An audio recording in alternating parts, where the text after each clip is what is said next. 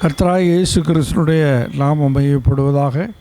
என் அன்பு சகோதரனே, சகோதரியே, அநேகர் கர்த்தாவே கரங்களிலே வேதனைகளினாலே, என் தேவனே, என் சகோதரனே, இன்று நாம் கவனித்து பார்ப்போம் என்று சொன்னால் எத்தனையோ ஆக்சிடெண்ட்டுகள், என் தேவனே, கரங்கள் ஒடிந்து அப்போ ஆப்ரேஷனுக்காக கர்த்தாவே ஸ்டீல் வைக்கக்கூடிய நிலைமையில் இருக்கிற ஜனங்களை நாம் பார்த்து கொண்டே இருக்கிறோம்.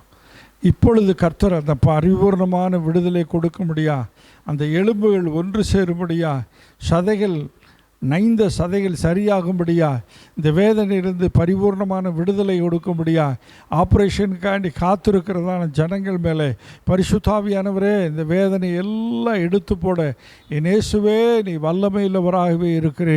பரிசுத்தாவியானவரே, என் அன்பு ஜனங்களே, இயேசு கிறிஸ்துவை தேடுங்கள், எங்களோடு கூட சேர்ந்து ஜெபியுங்கள். பரிசுத்தாவியானவர் இப்பொழுது உங்களுடைய இரு கரங்களில் இருக்கிற வேதனைகளை, அந்த எலும்பு முறிந்த பகுதியை ஒன்று சேர்க்க அவர் வல்லமை இருக்கிறார். இப்பொழுதே நீங்கள் கண்களை மூடி தேவ சமூகத்தில் ஜெபிக்க ஆரம்பியுங்கள். பரிசுத்த ஆவியானவர் உங்களுக்கு பரிபூர்ணமான விடுதலையை கொடுக்க வல்லமையிலவராக இருக்கிறார்.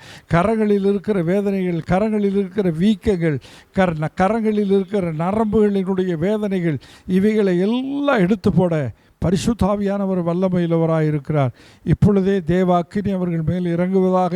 அப்பா, நரம்புகளை தொடுவீராக, சதையை தொடுவீராக, எலும்புகளை தொடுவீராக, குணப்படுத்துவீராக. இயேசு கிறிஸ்துவின் நாமத்தில் விசுவாசத்தோடு ஜெபியுங்கள். கர்த்தர் உங்களுக்கு விடுதலை தருவார். ஆமென்.